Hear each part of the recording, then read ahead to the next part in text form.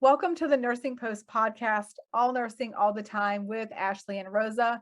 Today, our topic is SIDS, Sudden and Unexpected Infant Death Syndrome. Our goal is always to inform and to start conversation.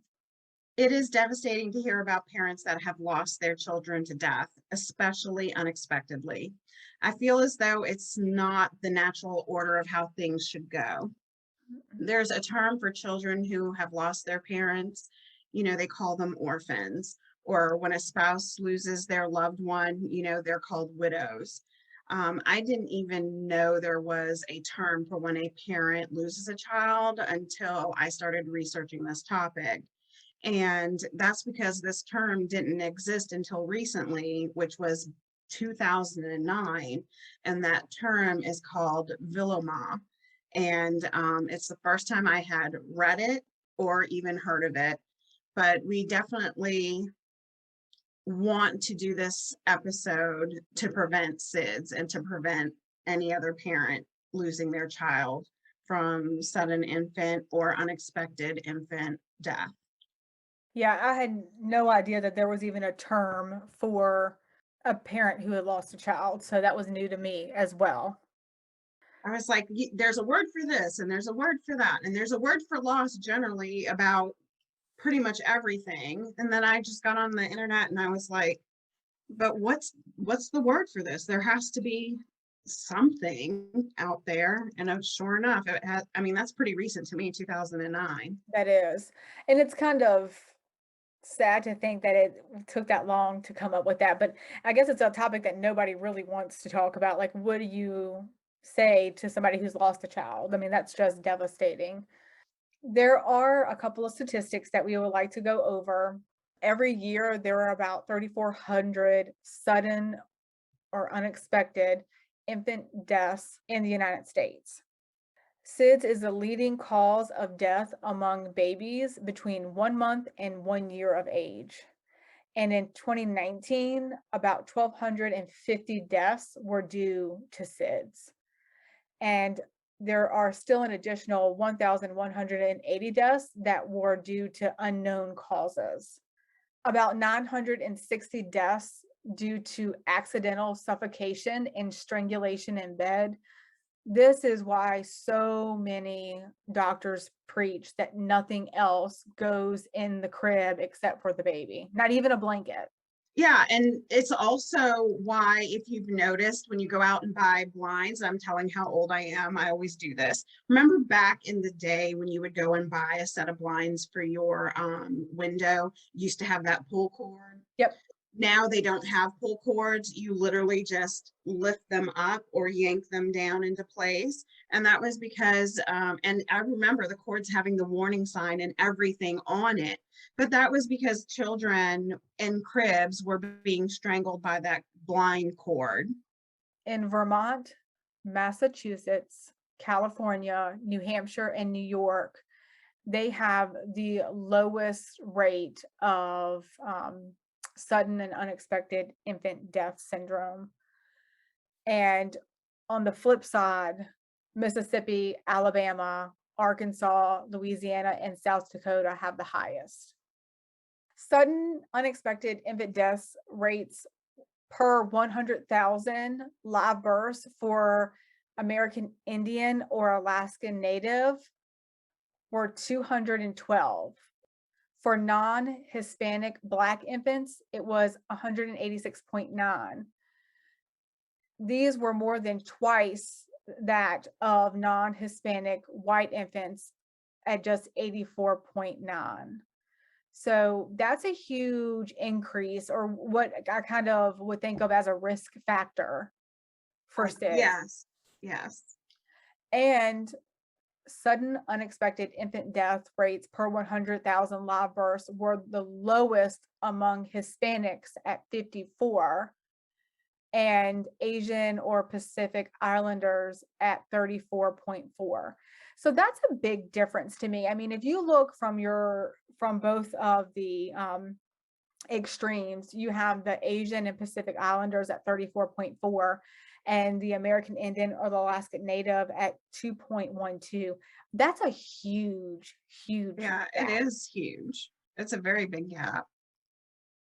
And I know that they're probably trying to figure out why that gap is there. Mhm. What is it that Asian families are doing differently than American Indian or Alaska Native? Deaths due to SIDS accounted for the largest proportion of sudden unexpected infant deaths for non-Hispanic Black infants, which was 39%. Asian and Pacific Islander infants were 40%. American Indian or Alaskan Natives were at 42%, and non-Hispanic whites were at 43%.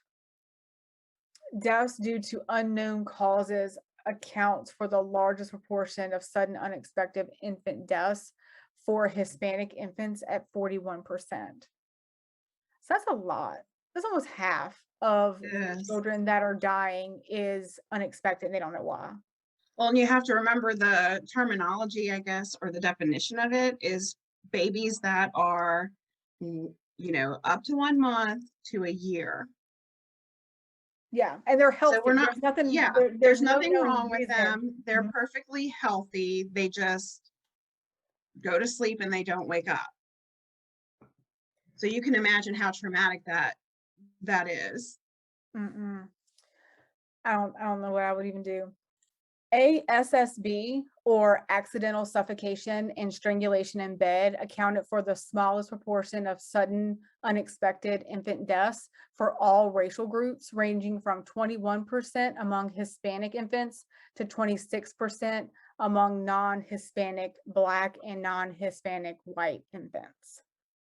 So what is sudden unexpected infant death and what is sudden infant death syndrome? According to the American SIDS Institute, SIDS was first defined in the late 1960s and was then again redefined in 1991. So it's also known as the sudden death of an infant under 1 year of age, which remains unexplained after a thorough case investigation, including performance of a complete autopsy, examination of the death scene, and review of clinical history. They rule out every single thing else before they say, okay, we have no explanation. This child, this baby, died from SIDS. They were healthy, they went to sleep, and they didn't wake up. I just found that to be the craziest thing. When that parent put that child to bed that night, just like they had every night, that Mhm. there was no thought process of they may not wake up.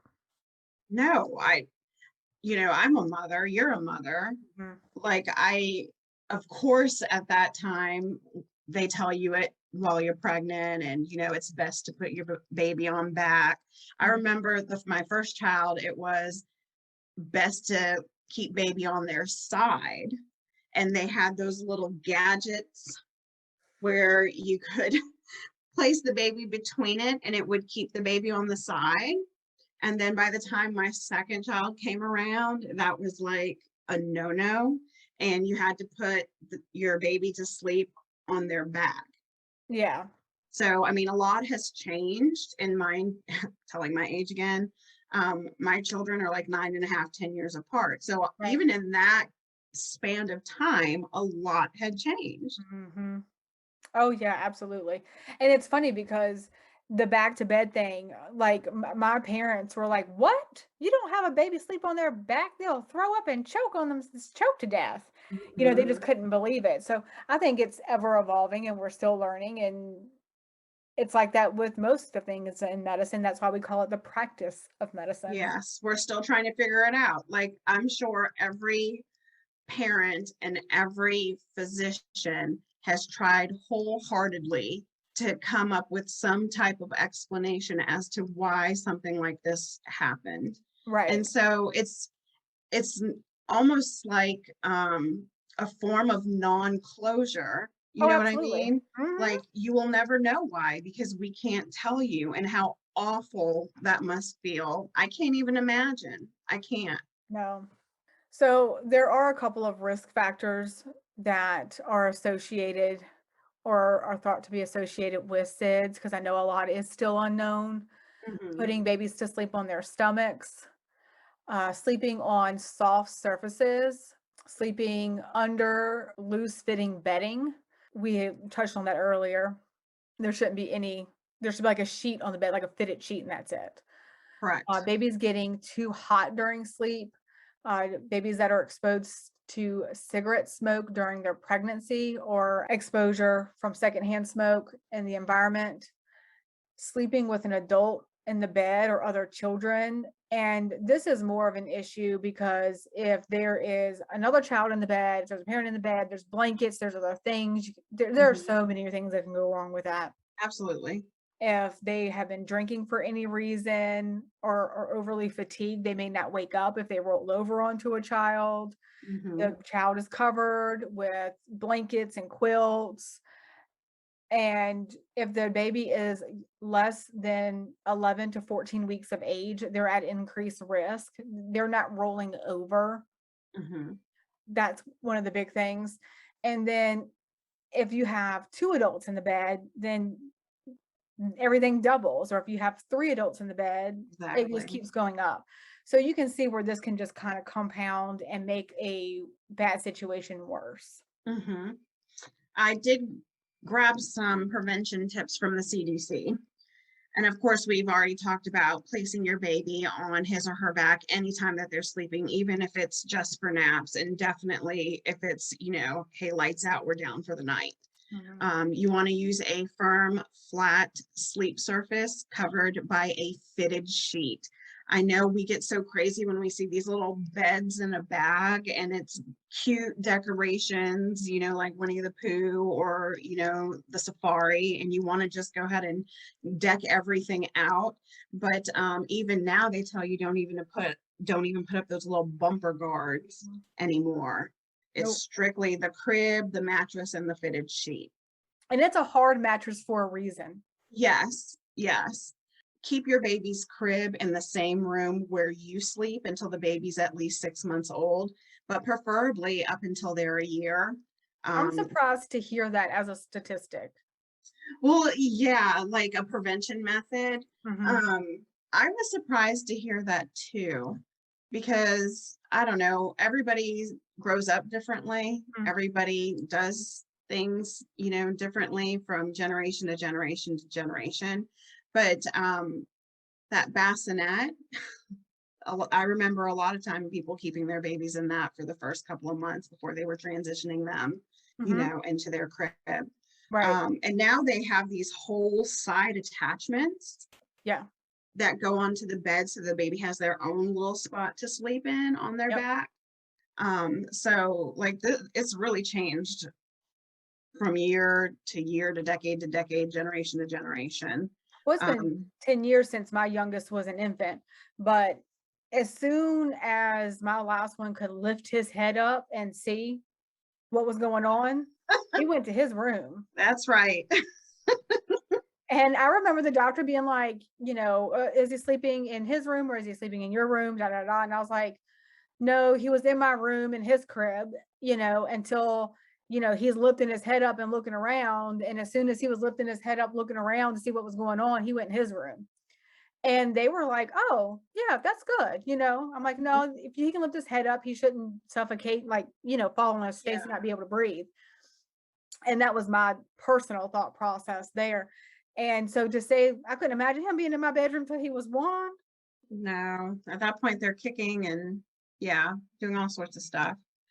Definitely do not use bedding such as, blankets, pillows, the bumper pads that we talked about, soft toys, and your baby's sleep area.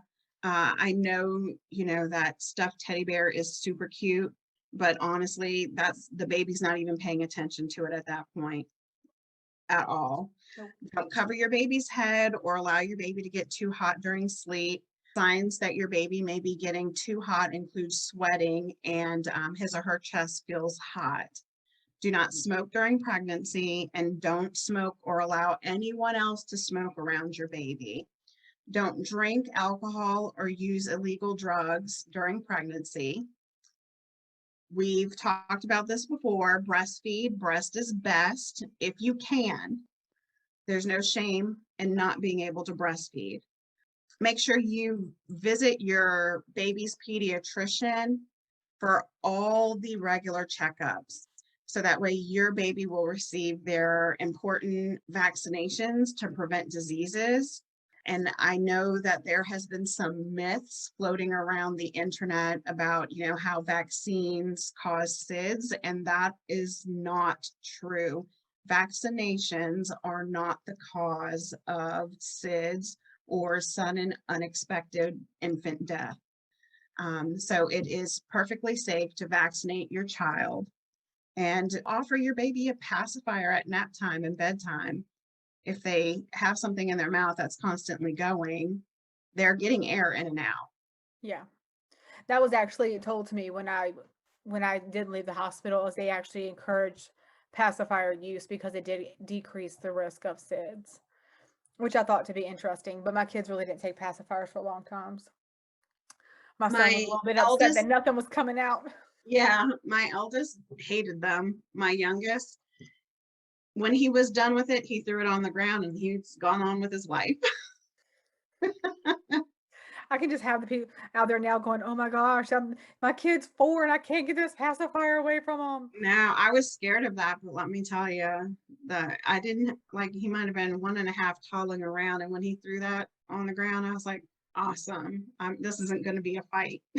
Mhm. Absolutely. That's the way to do it. As a new parent, we tend to kind of be helicopter moms in a sense, especially if it's your first child. I think you're even more prone to being a helicopter mom.